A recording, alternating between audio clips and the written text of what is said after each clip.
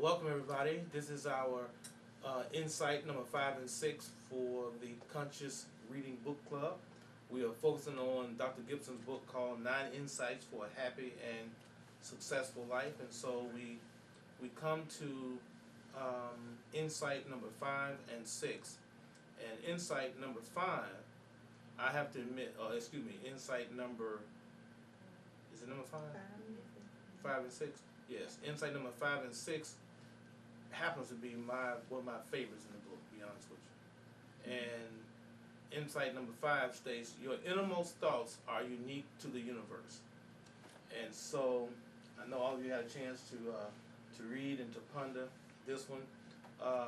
And this one was important to me because it really talks about the power of the mind, of a focused mind. Basically where you direct your attention and or how the mind works. One of the things that I really got a lot of enjoyment out of, I want to make sure I get it right.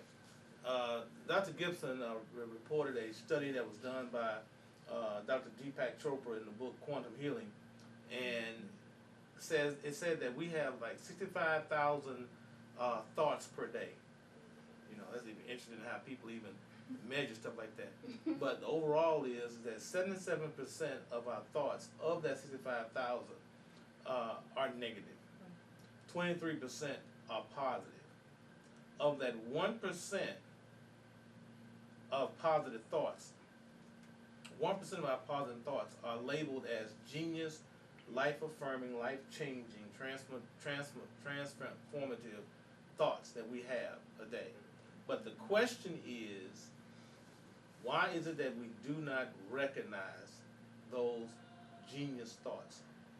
More importantly, how do you recognize when you are having a life-affirming, life-changing thought or idea?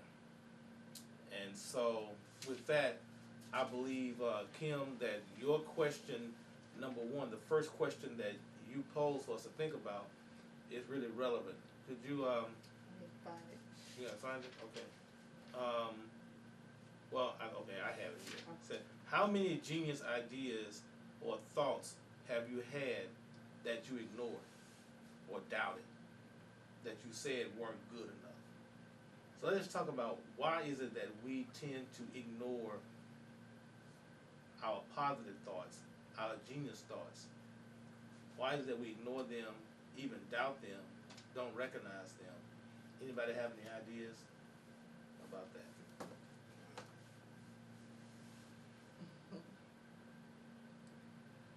Don't all y'all speak at one time. This is a discussion. Right.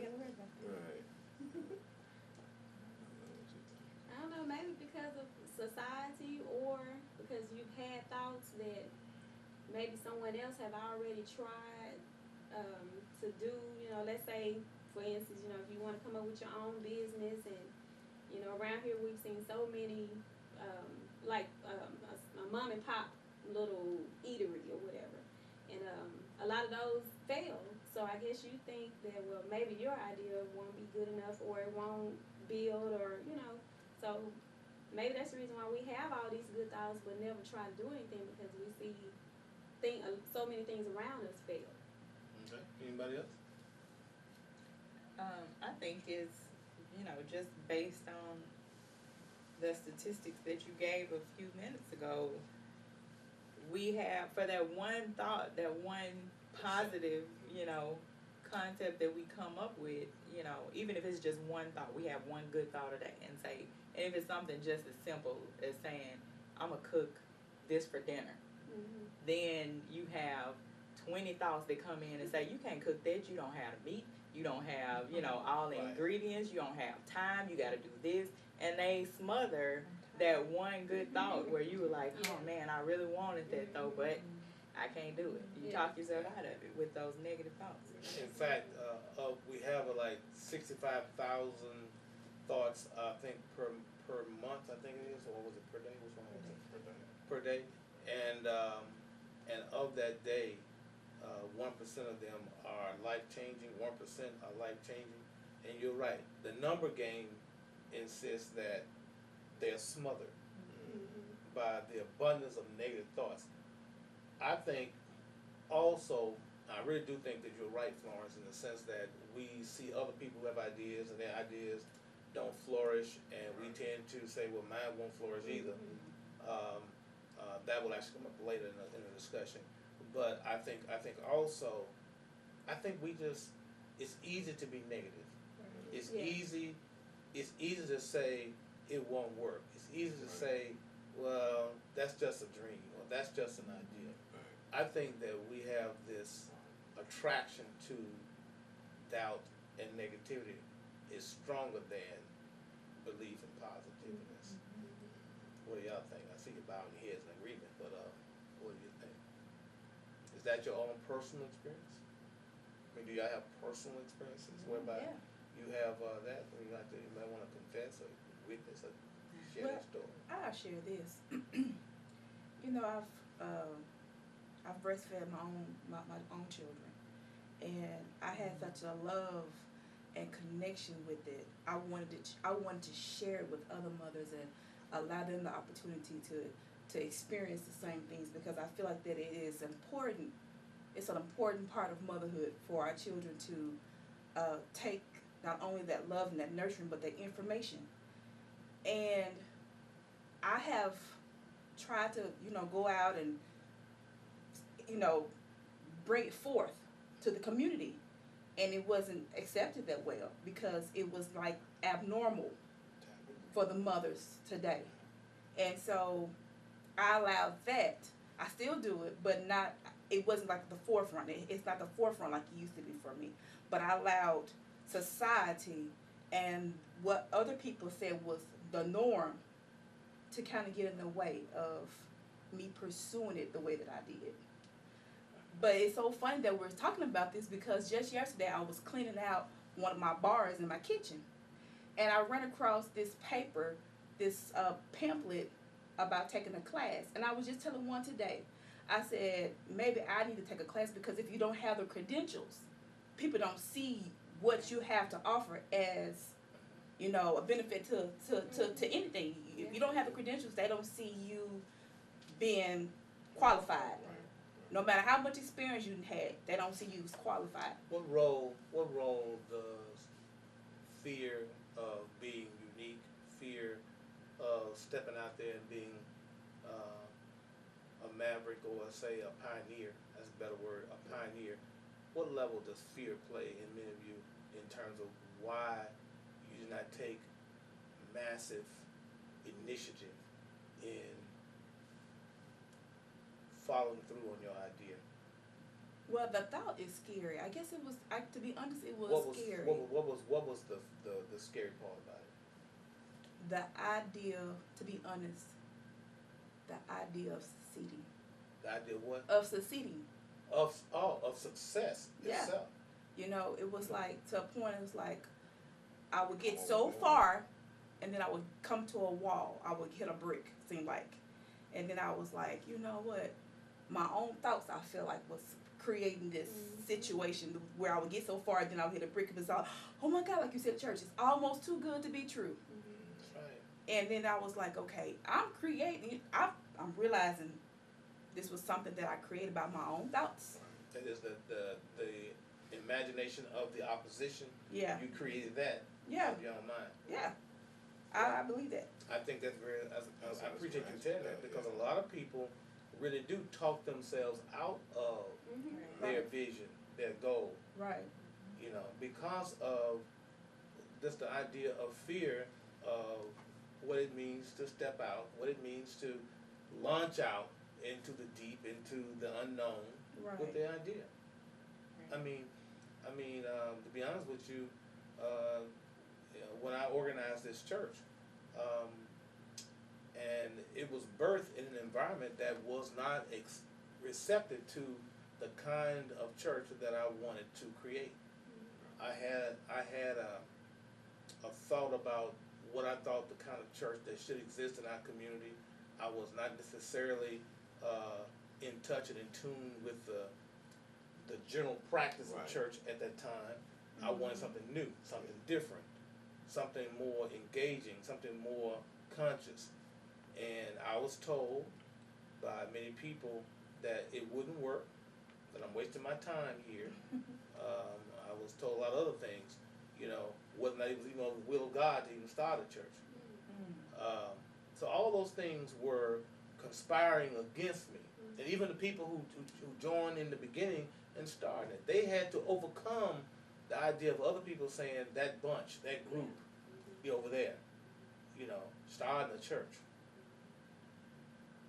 But here we are 20-something years later, and we're still doing it. And yet, the environment is still pretty much anti-us, but we persist. So yeah, I think many times you really do have to have courage of your convictions to keep on going, even when other people don't believe in it or your idea. I want to say, you said something earlier about doubt, and I know that plays a major part. I mean, say for instance, you can think of an idea, and the idea could be actually a genius idea. Yes. And when you first think of it, you'll be pumped about it. You be, oh man, I hit it this time, man, I did. Ooh, I can't wait till I get home and get my pen and pad out, start formulating stuff, get my whatever, typing it up. That same idea about an hour later, it's still there. It's still there, but it's not quite as strong. But you still a little pumped about it. You like, you know, that's it. By the next morning, that idea doesn't have the same energy that it had when you first thought of it. And What do you think, to follow you up on that, ask you a question to you, what do you think your idea needs in order for it to grow? For an idea to grow, to continue to grow, what do you think that idea needs? That's a good question. What do you Anybody else? You can answer it. Answer. What do you think that idea needs?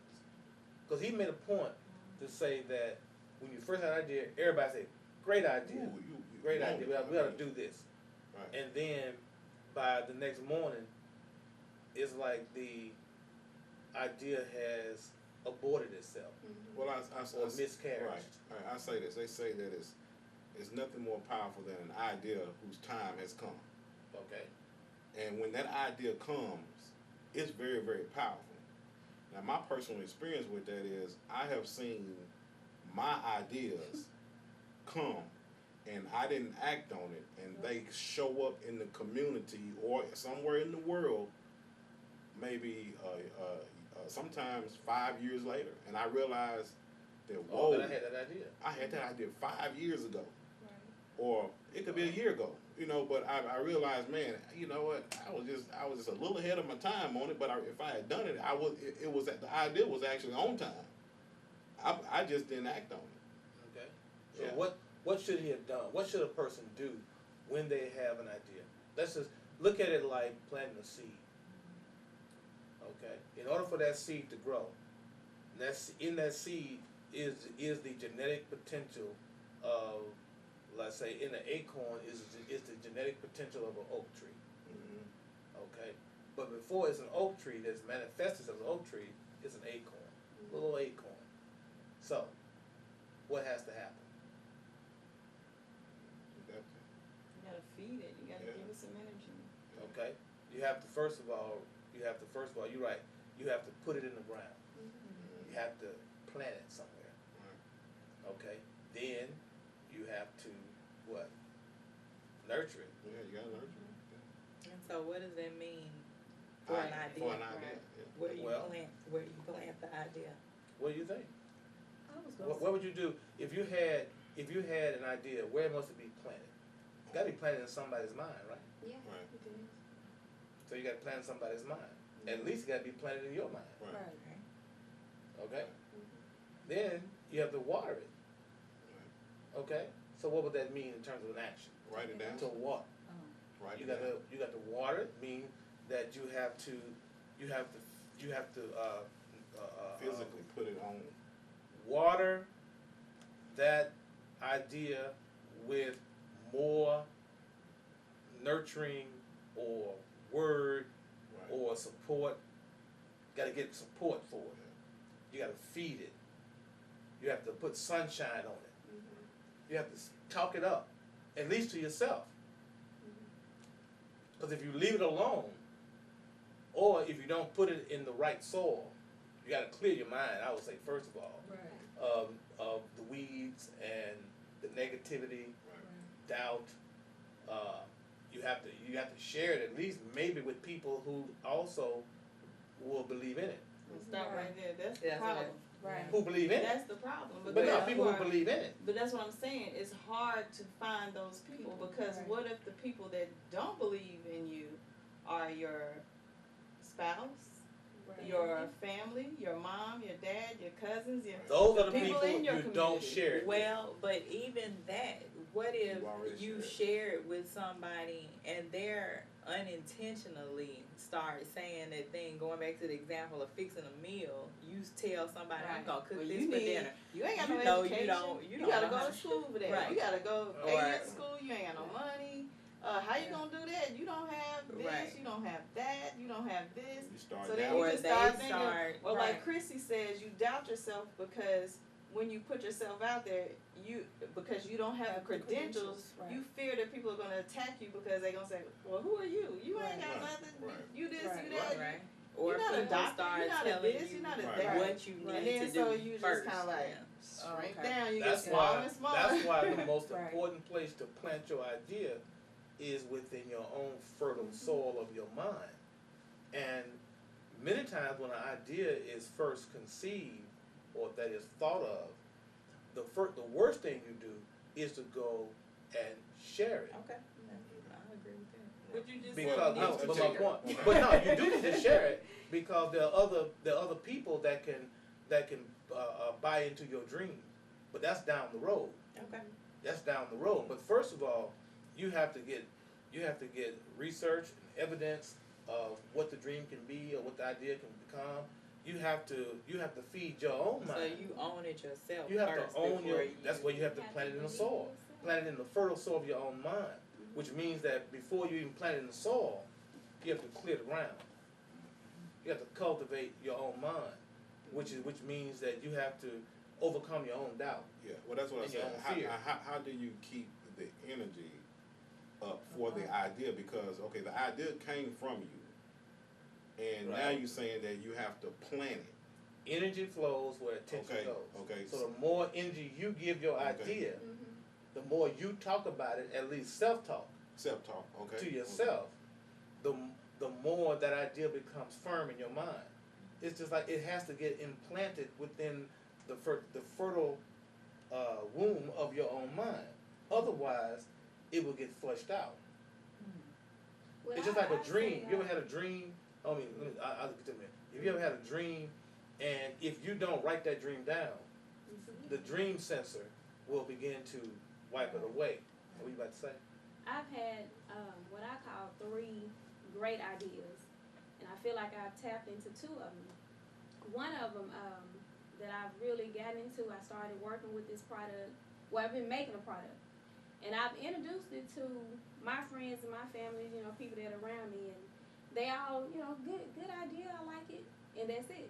But when I started making more and more and try to do some things around my own town, nothing happened. But when I started going to other places, and You have found it's building, it's you growing. have found maybe what we call the right environment for the idea. Yeah, and then you have to really believe in yourself, but you have to really research. You have to kind That's of what I'm study, talking and but Gotta have faith. I've had more positive feedback than negative. Now I've had some negative things, and but I kind of have to. When I first started getting those negative feedbacks, it's like, oh my goodness, should I keep doing this? Should I change my stuff? No, I'm not gonna do that because what I started doing, I know worked for me, and then I've gotten more positive feedback than negative. So I like to try to think more about those positive things than the negative things. Yeah, in the beginning, now I wouldn't discount the negative, Oh, but no, the I fact know, is, because yeah. sometimes the negative can be like fertilizer. Mm-hmm. But the fact is that your innermost thoughts, habit number 5 says, your innermost thoughts are unique to the universe. Mm-hmm. Just putting that in your mind is important. Now, not all thoughts are genius thoughts. Right. Right, for sure. And some thoughts need to die. Right. But the fact is that when you have that genius thought, when you have that revelation, that illumination, the scripture says faith comes by hearing, and that's a progressive tense verb. Faith comes by hearing, and hearing by the word of God. That means that you have to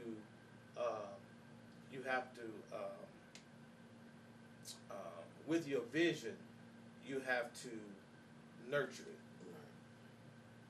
with faith, by research, by positive affirmation versus negative affirmation. Because if you begin to say that can't work, it's impossible, then trust me, it will not work.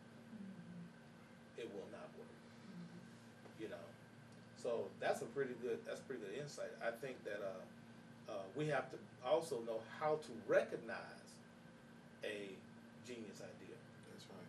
How to recognize, and I think Dr. Gibson gives about 6 indicators of a good idea, of a great idea. And the first one we can talk about, he says this, the anatomy of a happy and life-changing thought begins with, number 1, it is clear, concise, and to the point. Clear, concise, and to the point. It's like, for me, between the hours of 4 and 6 in the morning, there's a sense of revelation and illumination that happens, that you have an idea and you say, wow, that's really something. And it's clear, it's concise, and it's to the point. Anybody have an experience with that? Yes. Anybody to share their experience with that? Well, Tell me an idea. Somebody, I don't see if y'all have had true. Yeah, I said, have you had a clear, concise, genius, life-changing thought? What is? Give me a thought that you've had. Well, now nobody wants to share their clear, concise, genius idea with everybody, and then they open their Give me an insight. Well, yeah, okay. No, I thought. I thought you was gonna go. Well, okay. I'm gonna share an insight, but it's actually real because I had an experience with it. A few months ago, I wrote the poem "Mother Goddess," and I did it for Mother's Day here at the church. Yes, you did. And I had an idea that, you know what, I'm going to incorporate all of the goddesses, or not all of them, but several of the goddesses, and put them in this poem, and go around the world with it, and use the different religions with it. And writing that poem, I actually got a natural high for it. It was like, whoa, when I got done with it, when I got done writing, I was such in the zone that when I looked at it after it was done, I was like, I said, "One, this is it right here." It was it. I said, That "This was is a it." great poem. I wanted to know that. Yeah. And I felt that. And boy, it was something that I really felt good. So I had a personal experience with it. It's like I got a natural high, and when I wrote it, when I thought of it, it hit me in the gut. It's like I felt the feeling just all over me. I was like, "Whoa, this is it right here." That's right. Yeah. So That's right. That's right. I think similarly, as like Juan said, a lot of times when I'm asleep and I'll have a dream or I wake up and I can't go back to sleep at like 3 or 4 o'clock in the morning, and I have to meditate, and that's when a lot of visions come to me that I feel propelled to draw or wake up and paint them. And it's not something to share with everybody in the world, but it does something, you know, it's something for me, you know, and usually it'll come back, and a couple of them have been things that have been turned out to be messages that, you know, were specifically for me. You got a channel. You got a download. Right. That's what. Yeah. You got to get it down from the spirit world. Exactly. Anybody else have had anything like that happen where like a thought comes to you, or I mean, you can be sitting up and listening to some music, or you can be listening to. Hopefully, I'm hoping y'all get a channel or get an insight when you listen to me speak on Sunday morning or Wednesday night. I mean, that's the whole goal. I'm trying to, you know, my spirit touch your spirit, and you get some type of unique thought or inspiration that comes to you. Right. You know, I mean, I don't have it all. I mean, you should have your own unique thought. Right. But you can be stimulated. But I'm stimulated. Exactly. Right. And so, anyways, do you have anything that has come to you, or you just, something that you can share? Just a thought, not necessarily. I'm not telling you to share your $1 million idea, you know, and everything. I'm saying just share insight. You know, say I was thinking. You know, I had a thought came to me the other day, and I was just thinking. You know. I know. I'll share also when I had this ties into this particular subject. When I had my consultation with Dr. Gibson, there was something that we discussed, and I told him about an idea I had, and you know, he asked me for the details, and I told him all the details of it, and he said, "Why have you not done that?" And I told him, because I need to know that I can pay my bills. You know, I need to know that this. I need me personally. I need to have some sense of security, you know, before I can step out and do something like that. Right. And so it was something that we spoke about, and it became something that, I guess, like you said, that I've been working on just personally, moving through all of the steps that I felt like I needed to get to where I felt like I was at a point where I can move forward with it. And it's evolved since we spoke about it last year, to the point where when he asked me about it, I even had a name for the business. And that name about 3 months ago changed to something that I said, that's why I couldn't do it, because it needed to be this. This makes sense. This, you know, this is what it has to be. It made sense. Right. That brings me to an idea that, you know, every idea has its own gestation period. Yeah, that's right.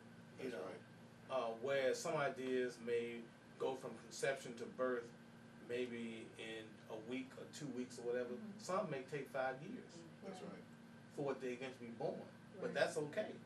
Everything has its own time. Right. That's kind of the conclusion I came up with. I don't know if it was just me pacifying myself for the time being, but that thought came to me that maybe it's just not time. Now, see, the thing about that, though, is that, like you said, you have to keep working on it. If you right. put it on a shelf, it'll then never, you'll forget about it. You'll leave it there. You won't do anything. It's like but even if you think about it once a week, and it's you know, always something that triggers that feeling, the love that I have for it. I can go 2-3 months. I have gone 2 or 3 months and hadn't done anything with it. And something, just when I'm, you know, it's been times when I was working on it, working with it, and I was about to say, just forget it. Something will always trigger. Back. Yeah, it'll keep coming back. It'll always come back. I don't care how much time it lapses. Well, let me tell you, Christy, that's the second thing right. that Dr. Gibson said about a genius thought, an idea. Right. It's quiet and it's repetitive. Right. In other words, this is what if I put this conversation in religious language, you hear people say, the Lord put upon my heart. Yeah. That's what we're talking about. Right. Where God puts something upon your heart, or the spirit world, you have a channel, you know, and you get a download from the spirit world, and it's quiet, and it gnaws at you. Right. It comes back. Right. It never lets you go. It's like there's a higher part of you, a higher self, or your holy guardian angel. Right. It's keep whispering this in your ear, and though sometimes you may try to, not even know how to deal with it, or you may forget about it, it'll come back. Right. I'm gonna say this too about it. I had left it. this is one point I had got to a point I was trying to take a class, nothing was near, nothing was close. Everything was like in Florida, North Carolina, everything was just so far, and I couldn't go at the time. Well, I was just like, you know what, I told one, I said, maybe it's not the time, maybe I just need to put it down for a minute, and when it's time, it'll come back. I remember telling him that. Plus, guy, about 2 or 3 weeks later, my friend girl called me and said that she needed help. She'd had her baby and everything. They gave her baby formula milk in the hospital, and it was hard. She couldn't get the baby to latch on. Well, I went over there and I helped her, got the baby to latch on and everything. The baby, she nursed her like maybe 6, 7 months, but that's 6 or 7 months that she wouldn't have done it's like every time I get ready to put it down, something always happens. That just keeps confirming, like, It's coming back. it's just like, you know, I'm just iterating what you just said, but it just keeps coming back. Every time, it's always something that keeps, you know, keeps the fire going. Right. It'll be a little spark, but it's something will act on it, and it'll kind of, you know, elevate it a little. So, you know. Yeah, that's good. You know, I like it sometimes where it says like it comes to you like in a small, still voice. Mhm. It's quiet, but it's very strong, concise, and clear. Right. The third point that Dr. Gibson makes about the anatomy of a great idea, of a God-inspired idea, is that it's he says that it occurs in a happy, stimulating environment. In other words, positive thoughts attract are often created in an environment of other positive thoughts. So let me ask you this, what type of thought environment do you personally exist in? What type of thought, and why is that important, you think? Good question. The thought environment in which you exist in, because we are basically thought. And what type of thought environment do you live in? And that goes back to what we were talking about, planting the seed in the right kind of soil and surrounding yourself with the right kind of people and all that kind of stuff. So if your idea, it would be harder to see your idea flourish if you're in a negative environment. Or like you said, if you try to plant a seed in concrete, it's not gonna grow. You know, or in the wrong type of, in the wrong type of soil. So I guess I know it's important to be around the right type of people. Right. Absolutely. And I think that even if you aren't around the right type of people, the most important thing that we can do is to make ourselves a happy environment, a positive environment. That's right. For our ideas. Because I know personally, from personal experience, that, the happier you are, It's like, when you're happy, when you're in a good mood, then it's harder, it becomes more difficult for people to knock you out of that mood, or, you more easily come back How do you from get in a that setback. mood? How do you get in that mood? Whereby, like you said, you create an inner environment whereby, you can pull from the spirit world that type of idea down into your world. How do you do that? That's what. For me personally, that's why I try to make my home a sanctuary, or at least a room. I have a meditation room or somewhere where I can go to be quiet and to be still, and I know that particular room is only for that. Right. My daughter knows that, so that's where she goes when she needs to think or clear her head, or if you're not feeling well, whatever. That's where I go. So that, I think you should make it, like you said, have some kind of sanctuary for yourself. You gotta have a secret place. You gotta have a particular environment, a sanctuary, if you will, whereby you can make connection. You gotta have. This is why I feel that meditation, an altar, the environment that you create in there is important, because this is where you can make contact with the angels, with the higher intelligences, and they will speak to you in that small, still voice, and that thought will come down to you. But if you're always in a noisy environment, if you're always in an argumentative and a negative environment, a non-believing environment, that thought will have trouble Right. trying to get into your mind.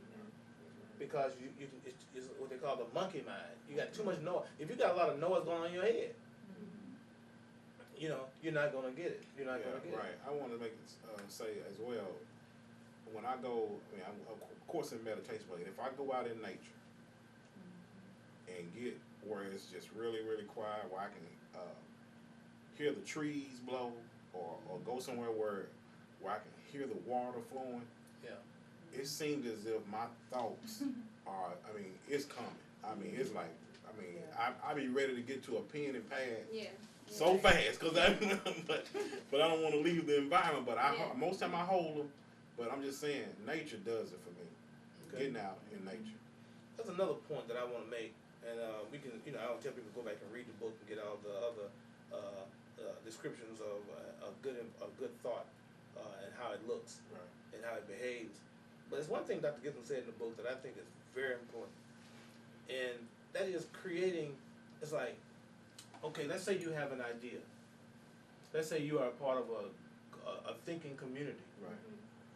You even have what is called a think tank. Yes. Or whatever, which I think we really do need. We really do. But here's the problem that I find. People are very sensitive about thinking, about ideas and opinions. Yes. One of the things I hear Dr. Gibson talks about here that I know is very dear to me. If your idea or your thought is worth anything, it can stand criticism. That's right. It can stand challenge and testing. Okay? And a matter of fact, you should want your idea to be vetted, to be challenged. Right. Because if it dies based upon other people's questioning and everything, if it dies, that means that idea really wasn't strong. Right. Right. I think You know a lot. what? Oh, go ahead. Well, what you saying that with my product, I had a lady to come and buy a small item, and she used that, and she came back. I say maybe 3 weeks later, and she said, and there were other people around my table, and she said, "Oh my God, this stuff really works. It really, you know, just to get that positive feedback." And I was so proud. I told Shelly and Christy about it. The lady bought $100 worth of stuff, and then she called me. Well, you know, winter's getting ready to come. I need you to make this, this, and this.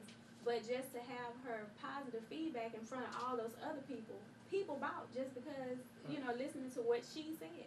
But, you know, even with the negative information, that makes me want to do more research, more Extension study. back to the book. Right. Because if your idea has to have, if your idea has to have a perfect environment in order for it to survive, then it's not a strong environment. It's not a strong idea. Because plants that are grown in the wild, that are not grown on a farm, whereby the land has been cultivated, all the weeds been pulled out and everything. But an idea with a plant or a flower that grows in the wild is a stronger plant than a plant or an animal that's grown in the wild. It's a stronger animal than an animal that's born, that's raised in a farm or in a zoo, because it has competition. Right, and that's what I was gonna say. That I think even more of having, you know, the strength of your idea is the strength of the person. That's part of the reason too why, you know, you have to, when we're talking about the good soil and meditating, clearing out all of your negative thoughts, getting to the point where the things that people are saying is not going, you'll know how to receive it. Right. You know, you have to set yourself up so that you know how to receive what people are saying and see, like you talked about today, you see the good in what people are saying, you know, and not let that affect you, not take it as an attack. Okay. You know. Right. That was something that I learned too as well. It helped me actually. It kind of like, it's like, okay, girl, get on out there. It's okay. People were negative about, you know, the idea of a baby latching on or nursing and everything, and then they would say, make comments about, you got women on crack. They're gonna be passing it down to their babies, and da da da da. But it helped me. It helped me to go back and try to figure out a way in which women can, you know, breastfeed even if they do have drug addictions. Because there's a way. That's right. There's a way. Absolutely. Right. But see, There now is a knowing way. that if There is a way. I hadn't experienced right. that opposition, Right. You wouldn't- I wouldn't have sought to get that information. And so they helped me. They helped me sharpen it's all what I right. needed to know. It helped me to, sharpen this all. It helped me to do that. That's And I brought it back because I went to the doctor's office. I presented everything out.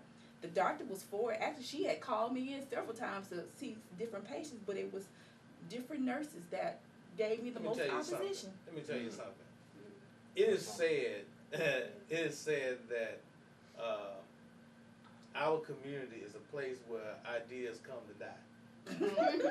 Yeah. Now, Yeah. what that means to me is that if an idea can live and flourish and survive here, it can survive anywhere. Yeah. Yes, Anyway. sir. Now, That's right. that's why I know that when I look at this church, Mm. this spiritual community, Mm-hmm. what we do here is great. It's strong. It really is. Many people don't even understand, even that are here, to understand how powerful our experience really is. Because we're in an environment that does not externally support Exactly. what we Right. do, Right. but we not only live, thrive,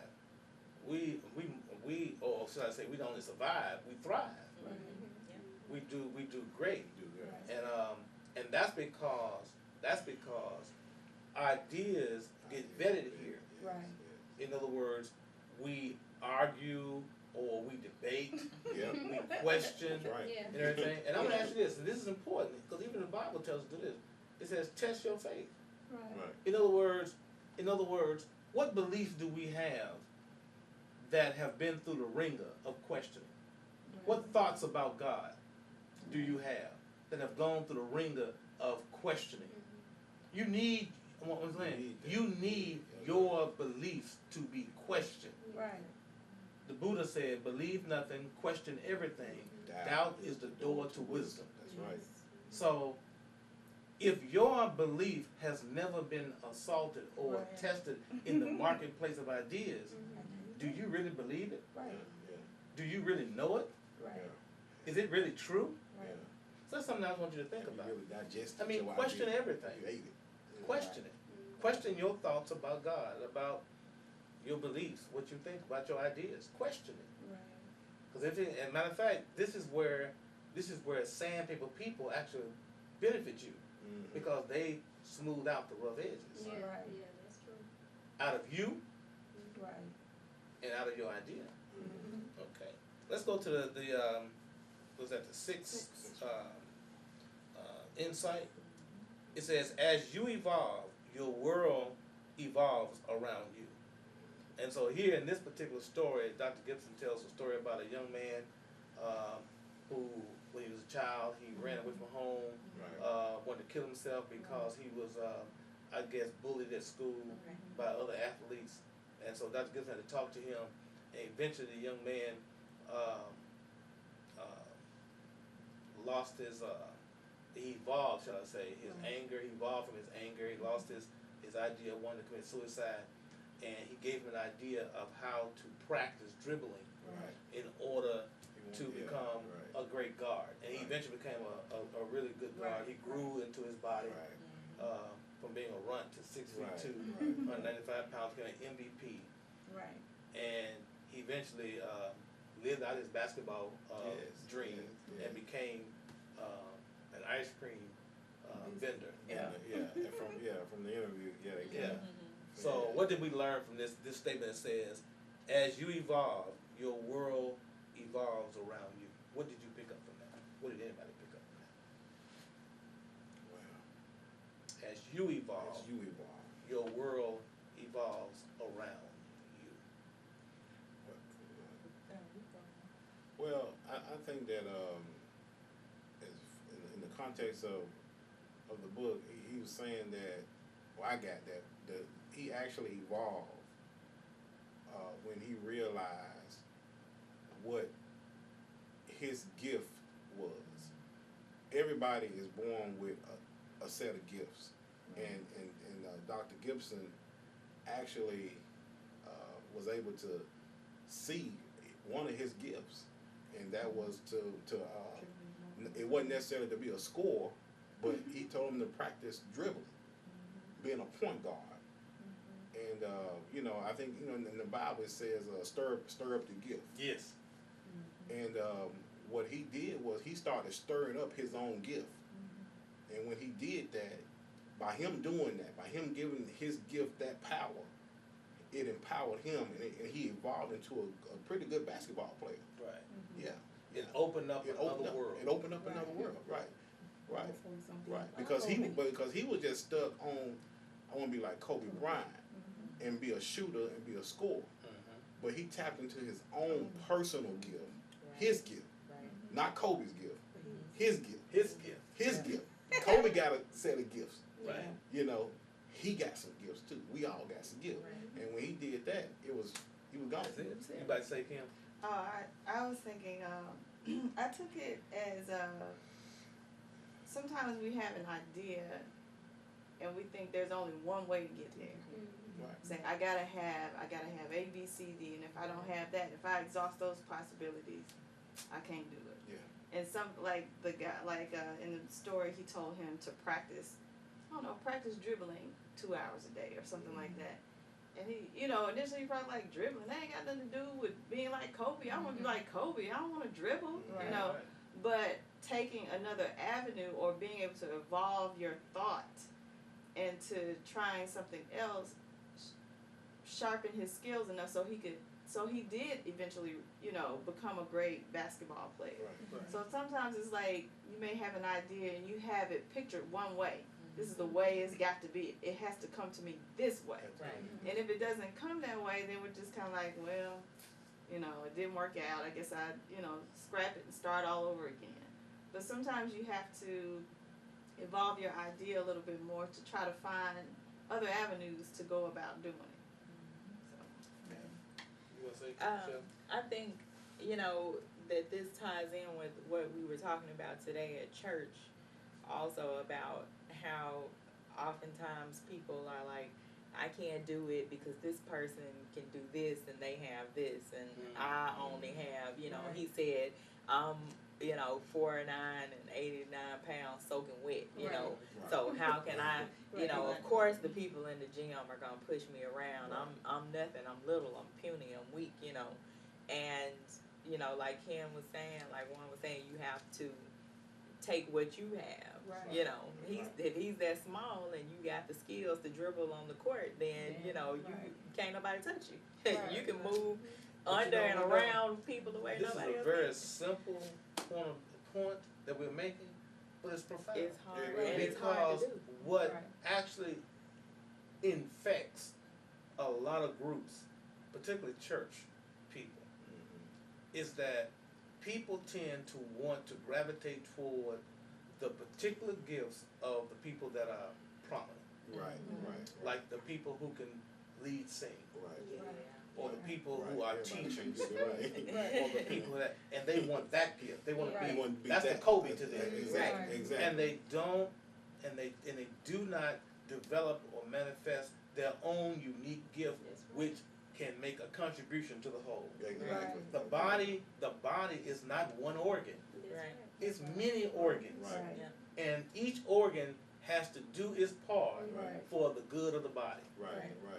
I- And what I'm sorry. I was gonna say, I think the point that you made today about suffering being when you resist against, what reality, So, if you're 4'9" and deal Reality with it. is you're 4'9". That's right. Deal Right. with it. Right. You are Right, that's right. you are Exactly. not 6'3" yet. Yeah. Right. You are not that right now. Deal with what you have and stop suffering through it. Stop Right. putting yourself Right. through pain. Stop. I think that's So what we there's do something that so a much. 4'9" guy can do Exactly. that a 6'7" guy Exactly. can That's what I That's was right. just about to Right. say. When you try to be exactly like somebody else, you actually deny an Yes. aspect of God. That's right. Amen. All right. I'm good.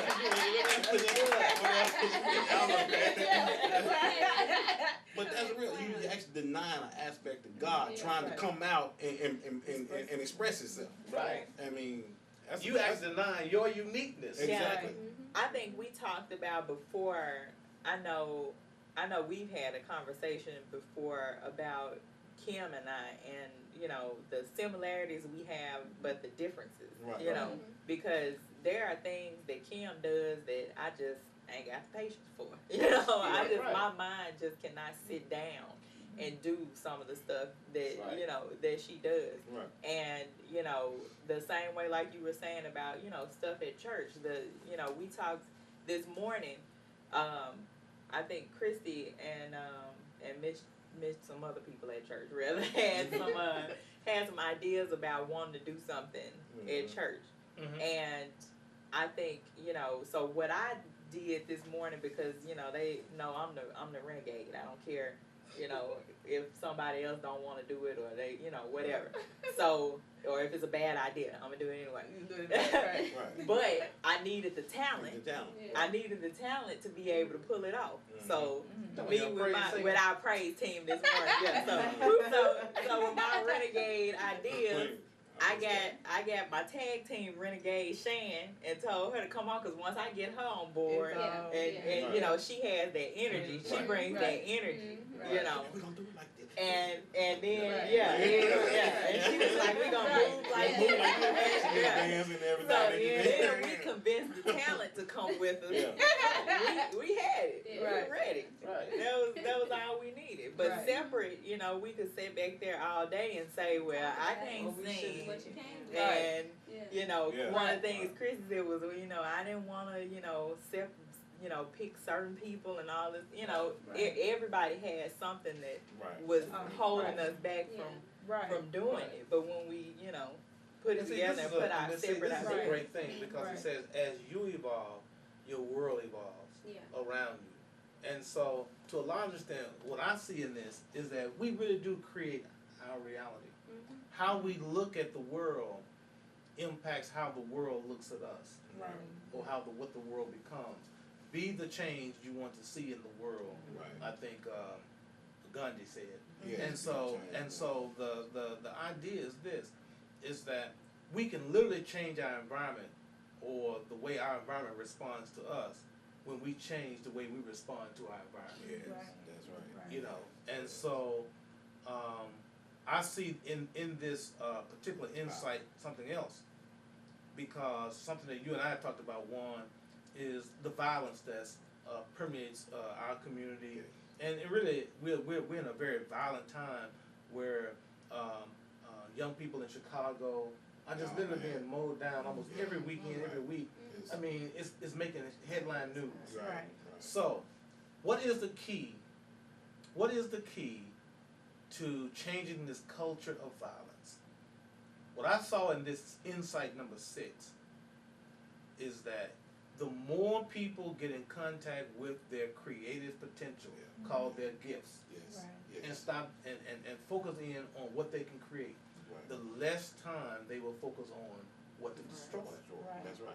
That is right. So That's right. we really, literally have to begin a campaign of getting young people and people in general to tap into that. their That's- own unique gift and contribution. That's Right. right. That's right. Right.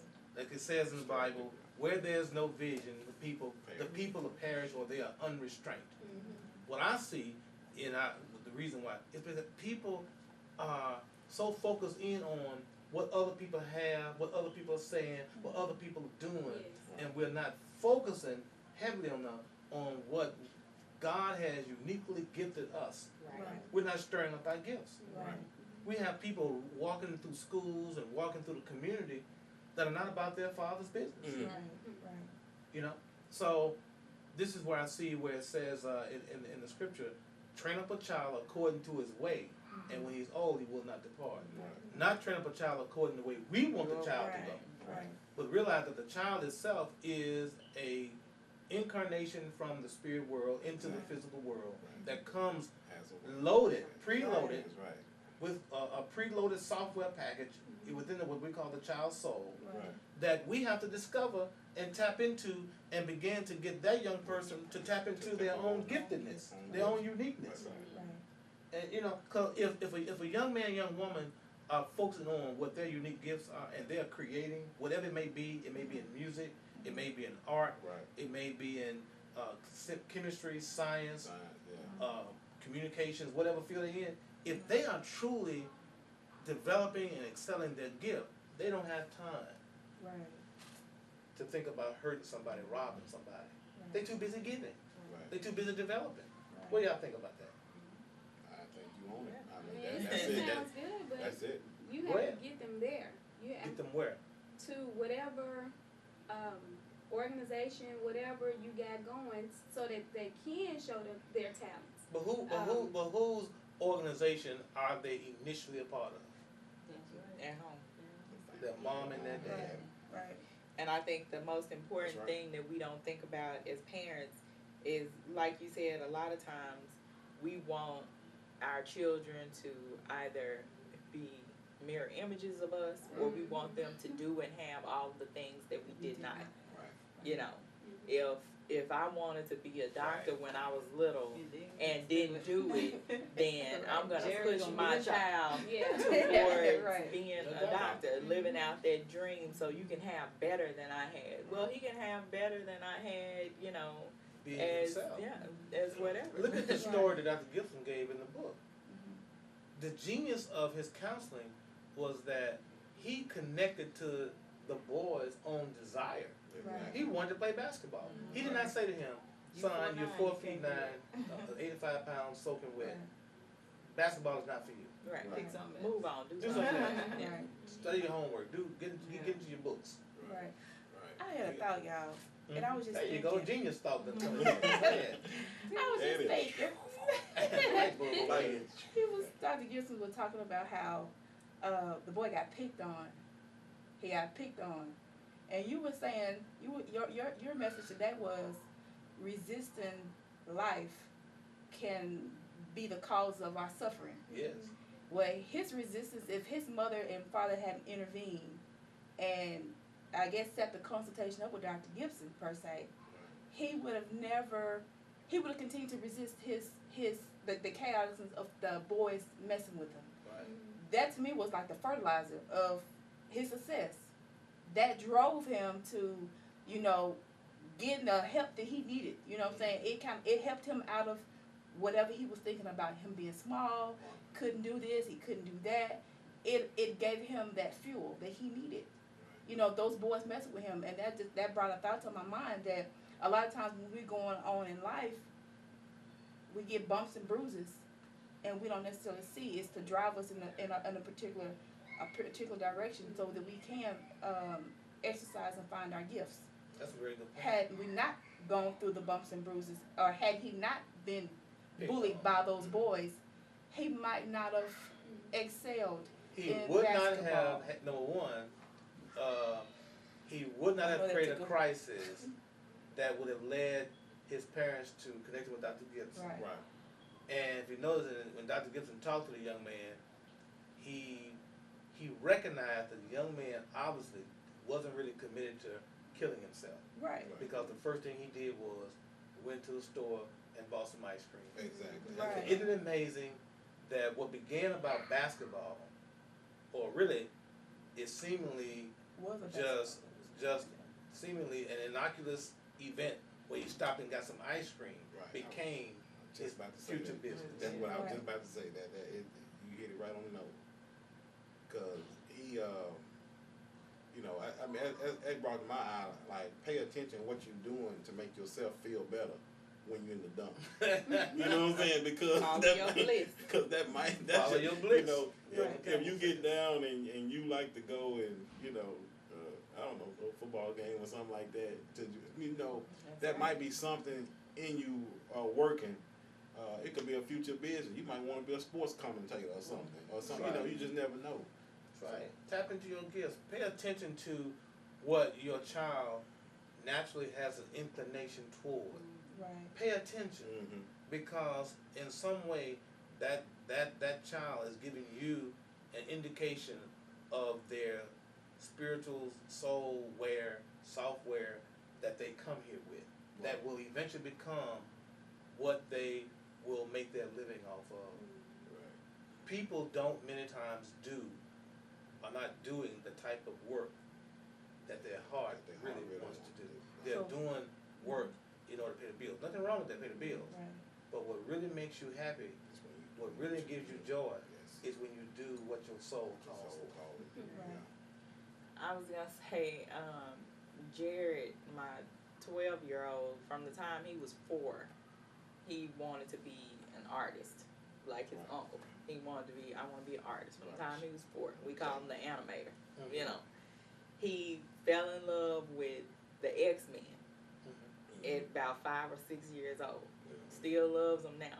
He put those two things together and, you know, decided he wanted to work for Marvel Comics. Marvel Comics, if you listen, he won't work with you. Okay, but, you know, but what it eventually evolved in, because I was like, yeah, you can go work for Marvel Comics. I took him to a workshop where a Disney animator came down. He talked to him, all that kind of stuff. Yeah, work for Marvel Comics. That's what you can do.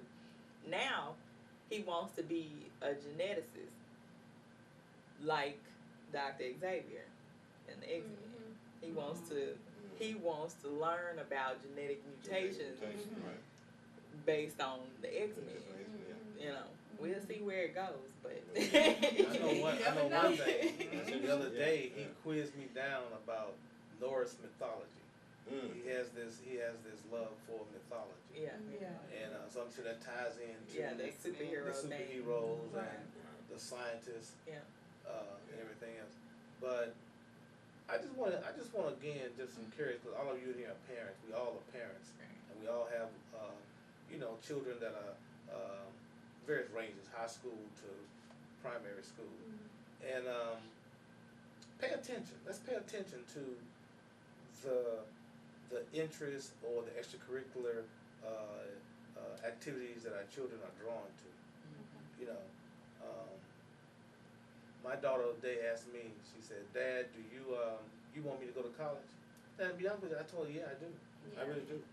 I want to go to college." But to be honest with you, my other daughters have taught me that college is not for everybody. That's right. But what I do want them to do is to be thinkers, to be evolutionary in their thought.